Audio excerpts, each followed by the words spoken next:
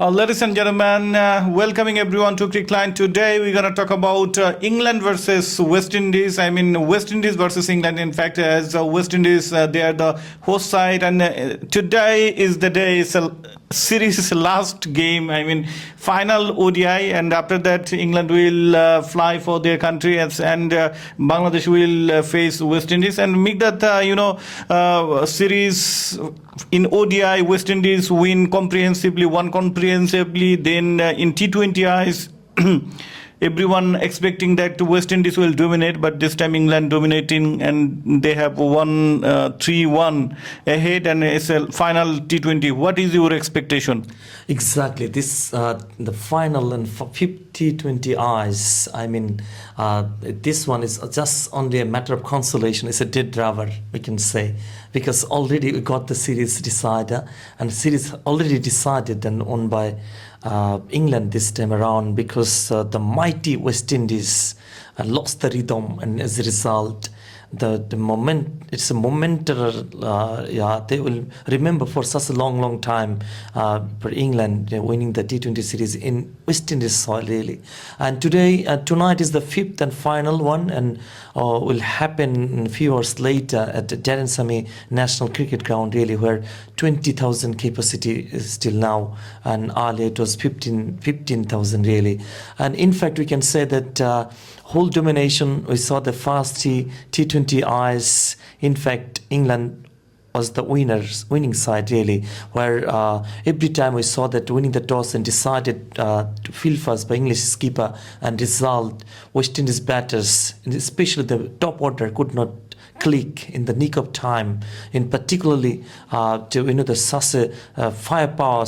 We have some key players of West Indies, and not only in West Indies but also the cricket world. They are highly known as a key player in T20 format, like Nicholas Pooran and as well as Shimron Hetmyer, and both the batters, and scored 0, 0, 3, 5, 9, and just a matter of single digit is witnessed, really, and that's the cause, that's the result. And immediately we saw the last night the 40-20 eyes, and when England, a matter of bounce back and consolation as well, and matter of West Indies, really, and the on the match, and the top batters got runs. Even Lewis scored half century and just short of 100, really. And on the other hand, Shai Hope, the skipper, played magnificently well, but still we saw the single digit, golden duck from Nicholas Pooran. That's a matter of really ominous.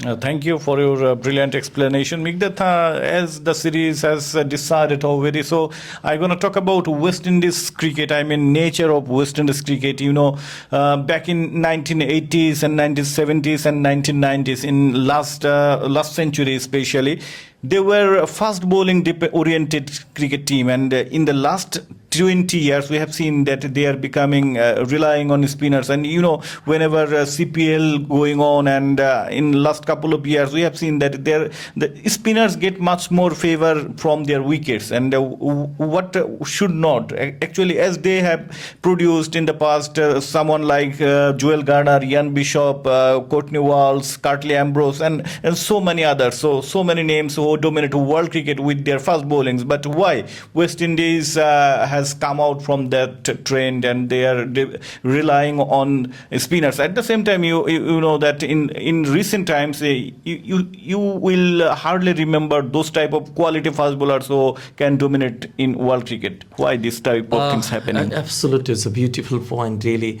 And the pace bowling is a risky unit, really. Those who are pace bowler, are they a matter of uncertain, and they will be able to play next test or next longer version match or not.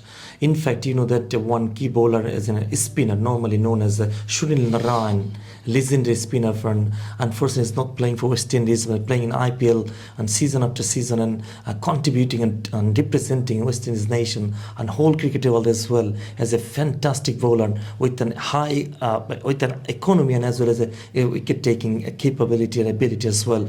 And you are talking about the pace bowling, the interest and less interest in pace bowling in the battery, in the zone, and we can say in the trial and the net session. And if one pace bowler gets injured, and in case of minor, and hamstring injury or any sort of injury, and it takes 6 months and 12 months at least to get recovered oneself really. But on the other hand, a spinner, it's a very rare, very hard really to find out, to come by any sort of spinner, those who have got in injured really and getting recovered and within us and available. They're getting injury, minor injury or and a havoc injury really. They're getting recovered themselves within a short span of time. I mean within 1 or 2 weeks, and that's the reason there's a little bit uninterest. And also the franchise league and lot of T20 tournaments happen all around, in particularly in shorter version of the matches, and they highly rely on spinners, the misty spinners. Mikdad, I must not agree with you because our Bangladeshi fast bowlers, they are doing better than West Indian fast bowlers in ODIs and T20Is and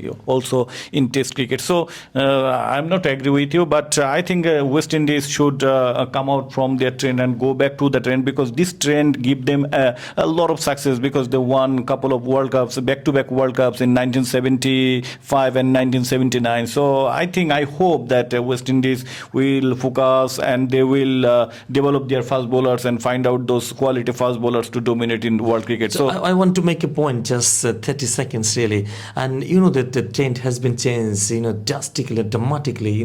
Earlier days, that limited over game at 220, 230 was the enough score on the board really, and to defend and in fact. But these days in T20 format, spinners or whatever, the pacers are bowling and opposite team are scoring more than 270, 80 each and every occasion. And in that case, and what will do and if you just set an example or some sorts of examples. Yeah, definitely. Mikdad, I just want to remind you that will you find a bowler like Mustafizur in West Indies or a bowler like Taskin Ahmed in West Indies? You will hardly find. So my frustration is that they don't have even produced someone like Mustafiz or some pace unit like Bangladesh. I have one point really with you in this case. If you are talking about Mustafiz, a highly commendable bowler, we can say, but Mustafiz, how longer he can bowl would be the question. But if you talk about Alzari Joseph, and if you let him bowl, continuously 20 overs, he will not mind it. But if you take Mustafiz as a team member, and that after 3 or 4 overs, he'll have to give a little bit rest for Mustafiz. As well. There is some lackings because everyone knows not for all format players. So Mustafiz so I'm not going for that debate. So I would like to conclude today's analysis, and hopefully we will be back with another video. Thank you everyone for watching Crickline. Thank you Mikdad for giving us time. Thank you very much.